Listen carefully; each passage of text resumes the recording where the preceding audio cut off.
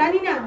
তো সেগুলি আমরা তো সবগুলো তো আপনাদের দিতে পারবো না, কারণ একদিনে তো আর কোনো কিছু হয় না।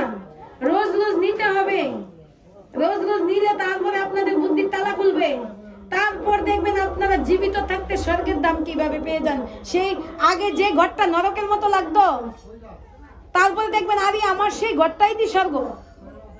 যে স্বামী স্ত্রী একজনকে একজন শত্রু মনে করত, যখন বুদ্ধি তালা খুলে যাবে তখনই মনে হবে আরে সেইটা আমার পরম মিত্র।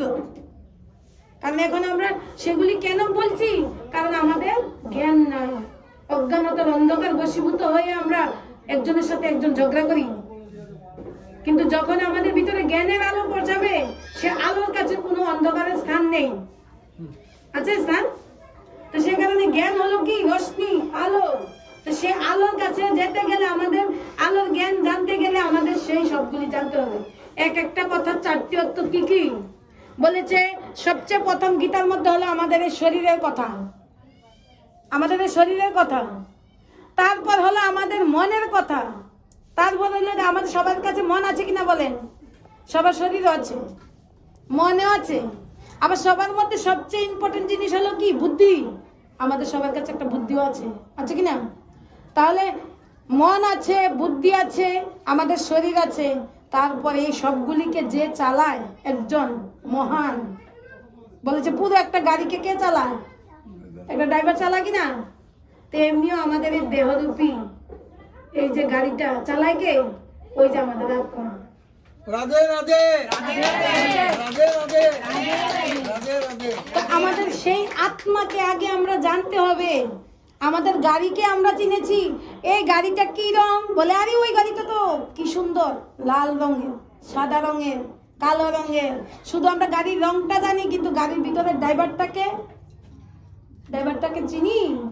তো সে কারণে ভগবান শ্রীকৃষ্ণ কি বলেছে? জীবিত থাকতে থাকতে যেমন এই গাড়িটাকে চিনেছ, তেমনি তুমি তোমার ড্রাইভারটাকেও জানো। আগে ড্রাইভারটাকে জানো। বলেছে ড্রাইভারটা দেখেন আমাদের এই শরীরের মধ্যেই আছে, কিন্তু সেই ড্রাইভারটা আমাদের এই দেহটাকে চালিয়ে নিয়ে যাচ্ছে, কিন্তু সেই ড্রাইভারের খোরাক আমরা দেই না। এখন যদি আমরা সেই গাড়িটাকে বলি, ড্রাইভারকে বলি তুমি পেট্রোল খাও, খাবে? ড্রাইভারে খাবে? খাবে না। আর গাড়িটাকে যদি বলি তুমি ভাত খাও, সে খাবে? চলবে? তো তাদের বুঝন আলাদা আলাদা কিনা বলেন? গাড়িটা ড্রাইভারটা আলাদা আলাদা বুঝন করে কিনা? ড্রাইভারে কি খাবে? বাড়ির থেকে খাওয়ার খেয়ে তারপরে যাবে কিনা গাড়িটা চালাতে? এখন ড্রাইভার যদি বলে এই গাড়ি তোকে তো আমি নিয়ে যাবো উদয়পুর, এখন যাবো, চল তুইও আরেক থালা ভাত খেয়ে নে, তাহলে হবে? আলাদা বুঝন। তেমনি আমরা এই দেহের জন্য যেমন আলাদা বুঝন দিচ্ছি কিনা, সবাই একরকম বুঝন, যেমন ডাল ভাত যে যেমন পারেন খান কিনা, কিন্তু আমাদের আত্মার কি বুঝন? সে কি আর ভাত ডাল এসব খায়? সে তো এসব খায় না। তাহলে আমরা যদি খাই না, আমাদের আত্মা যদি সেগুলি খায় না, তাহলে আমরাও যে ভগবানকে ভোগ দিচ্ছি, সে ভগবান সেগুলি খায়? আমরা কেউ আজ পর্যন্ত দেখেছে যে আমার সামনে ভগবান খেয়েছে? না। কারণ গীতাতে উনি বলেছে আমি অজন্মা, অকর্মা, অভুক্তা। সে ভগবানের কোনোদিন জন্ম হয় না, আর যার জন্ম হয় না তার কোনোদিন মৃত্যু হয় না। সে অজর, অমর, অবিনাশী। তেমনি আমাদের আত্মা, আমাদের গীতাতে আছে। গীতার দ্বিতীয় অধ্যায়ের মধ্যে পড়বেন যে আমাদের আত্মা সম্বন্ধে কি বলেছে। শ্রীকৃষ্ণ অর্জুনকে বলেছে যে তোমার এই দেহটাকে পুড়িয়ে ছাই করবে, কিন্তু তোমার আত্মা পুরাতে পারবে না। আত্মাকে না জলে ডুবানো যাবে, আত্মাকে না হাওয়াতে উড়ানো যাবে, আত্মাকে না আগুন দিয়ে পুরানো যাবে।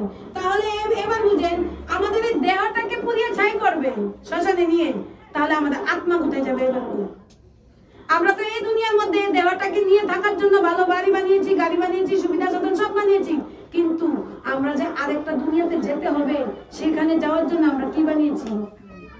বাবা একটু আগে বললো না যে আমরা একটা সুইও নিয়ে যেতে পারবো না। তাহলে সুইও নিয়ে যেতে পারবো না, তাহলে আমরা এই সাম্রাজ্য কিসের জন্য বানাচ্ছি? কার জন্য বানাচ্ছি?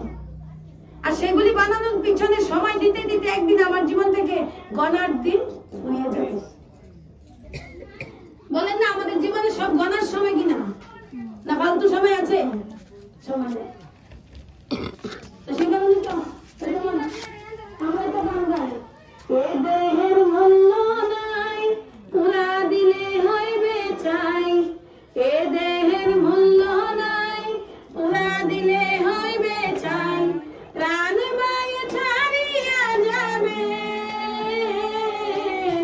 নদীর কূলে হইবে বাসন্তী মকালে।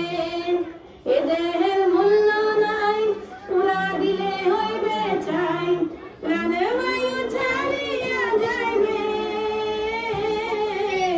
নদীর কূলে হইবে বাসন্তী মকালে।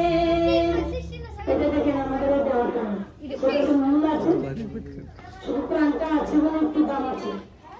প্রাণ শেষ, সবাই বিদায় নিয়ে নেবে। তাহলে আমাদের এই শরীরে থাকতে থাকতে আমাদের প্রাণ বায়ুর চিন্তা আমাদের করতে হবে। আমাদের সেই চিন্তা যদি আমরা না করি, আমাদের চিন্তা কেউ করবে না, কেউ করবে না। বলেছে এই জগৎ সংসার যেমন আছে তেমনই থাকবে, কেউ কারোর জন্য মরবে না। আমরা ভাবি কি আমি যদি মরে যাই আমার সংসারটা পানা হয়ে যাবে, না, হবে না।